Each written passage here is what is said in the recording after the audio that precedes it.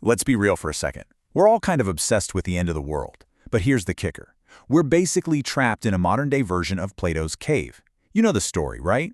Prisoners chained up since birth, staring at shadows on a wall, completely convinced those shadows are reality itself. Well, today, our cave is the screen. Those edge-of-your-seat Hollywood survival tropes we absolutely love? Just shadows. We're stepping out of the cave today.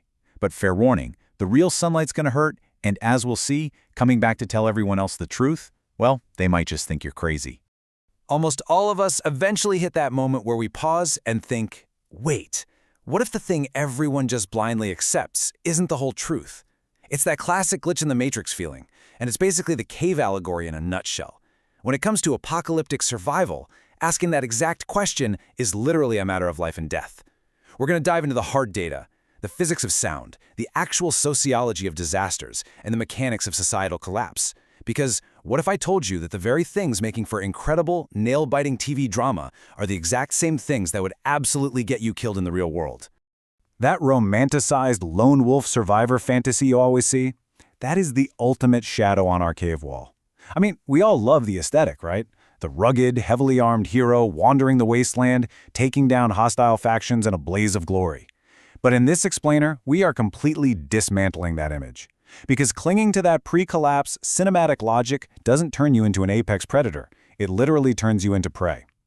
All right, taking our first step out of the cave means confronting one of the most iconic movie myths of all time, the silent city. You know the exact scene I'm talking about. Our hero wakes up in a deserted hospital bed or an empty apartment, wanders outside and finds a massive metropolis like New York or London, completely, totally empty. It's ghostly, it's peaceful, and it's beautifully silent. Filmmakers use it because it gives you this instant gut punch of isolation. But is it remotely realistic? Not even close.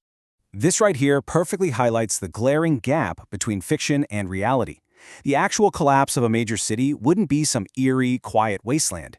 It would be a deafening, non-stop symphony of chaos. Just picture millions of people trying to escape at the exact same moment. Modern evacuation data is super clear on this. You wouldn't get a peaceful stroll. You'd get instant, catastrophic gridlock. The streets would be impassable graveyards of crashed and abandoned cars. You'd be hit by a literal physical wall of sound, thousands of car alarms blaring, sheer panic, and absolute mayhem. Okay, so let's say you somehow survive that initial symphony of chaos. Naturally, your pre-collapse logic kicks in. You need food, right? So where do you go? The grocery store. This is level 1 of the classic survival decision tree. And honestly, it might be the deadliest. Modern society completely conditions us to gather supplies at retail locations. But during a systemic collapse, that deeply ingrained habit becomes a massive, fatal liability. Let's break down the actual math of how quickly this falls apart. To really grasp this, we have to look at the actual timeline of a disaster. Movies love to show an instant descent into total chaos, but the breakdown of critical systems is actually highly predictable and heavily researched. Between hour 0 and 6, the lights go out. People are just in shock, assuming the power is going to pop back on. But then from hours 6 to 12, awareness sets in. An information vacuum forms and the panic buying begins. ATMs die, gas pumps fail, and by hours 12 to 24, refrigerated food is spoiling, municipal water pumps are failing, and the whole system is just buckling under the sheer weight of human desperation. So here is the absolutely crucial takeaway. The supermarket in an apocalypse is not some quiet little pantry just waiting for you to stroll in weeks later, no matter what the shows pretend. Because of that timeline we just walked through, we know for a fact that panic buying and supply chain snaps will empty retail shelves within hours. Not days, not weeks, hours. And once those shelves are stripped bare, with 0 new deliveries coming in, that store instantly transforms from a place of commerce into a violent, bloody battleground for whatever is left. It is a magnet for conflict. Remember, what happens to the prisoner who finally escapes the cave? The sunlight hurts their eyes. The truth is deeply uncomfortable. And the blinding reality of a true collapse completely strips away all that fun cinematic action. True survival? It isn't running and gunning. It's unglamorous, it's boring, and it's built on grueling logistics. It's not found in a frantic grocery store run or by wandering the streets.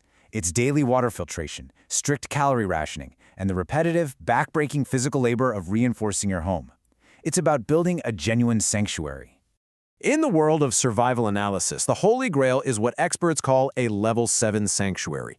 This is where you graduate from just scraping by day to day to actual long-term viability. And a true endgame sanctuary rests on 3 massive pillars. First, defensibility. You need limited entrances and perfectly clear lines of sight. Second, renewable resources. Think deep water wells or farmable land, because scavenging has a 0% long-term survival rate. But the third pillar? That is by far the most important rule of all, maintaining a zero-profile footprint. Because the absolute most effective shelter in the world is the one that nobody even knows exists. Which brings us right to the power of silence. Seriously, one of the most fatal Hollywood blunders is the desperate attempt to get rescued. You see survivors lighting these massive signal fires on high-rise rooftops or blindly following some scratchy radio broadcast to a false hope fortress. What they're actually doing is willingly throwing away their single greatest advantage, their invisibility. A distress beacon doesn't just call your friends, it rings the dinner bell for every hostile predator for miles. In a world with zero rules, silence and invisibility are your strongest armor.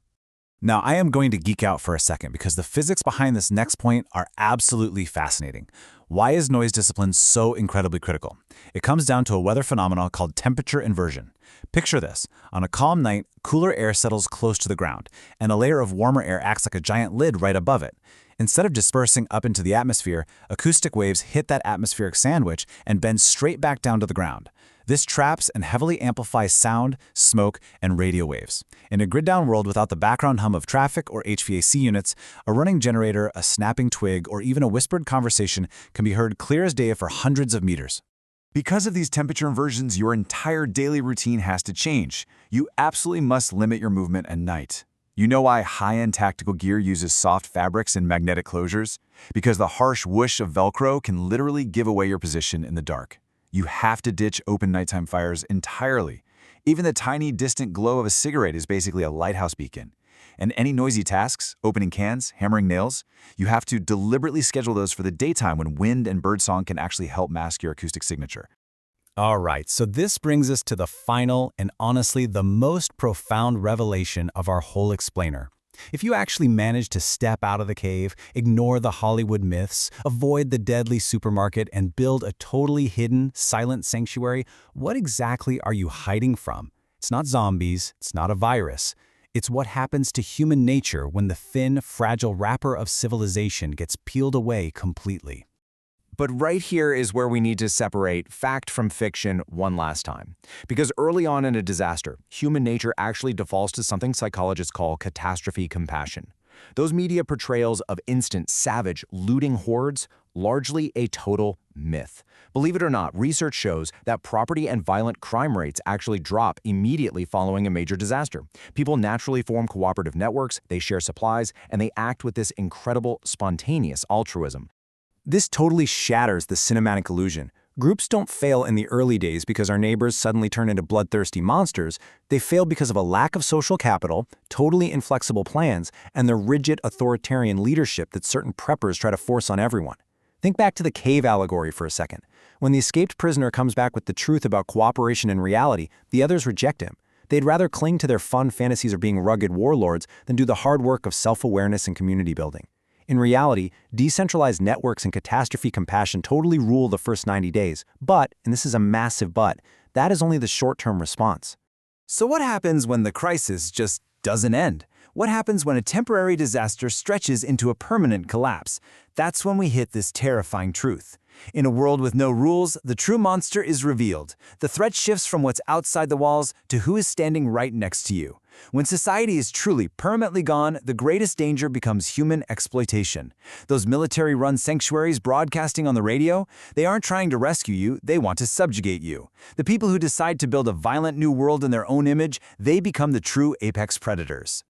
Bringing this whole thing full circle, escaping the cave means accepting the ultimate trade-off. To truly survive a long-term systemic collapse, you have to prioritize absolute independence over your natural human instinct for community. You are trading those comforting shadows of dramatic movie rescues for a reality of grueling daily labor and extreme isolation, completely cut off from any social safety net. And just like that prisoner who escaped, if you try to live in this reality, the rest of the world is probably going to look at you like you're crazy, because your impenetrable sanctuary isn't really built to keep monsters out, it's built to isolate you from the very people you used to call neighbors. When the illusions of society are completely stripped away, the final absolute cost of survival is the loss of trust. If you've made it this far, if you've managed to stay silent, hidden, and totally self-sufficient, you're left to ponder the most unsettling reality of all. In a world defined by pure, unfiltered survival, where desperation completely replaces the law, how do you ever really decide who is a friend and who is the real monster? And perhaps the more chilling question to leave you with today, in that world, who would ever trust you?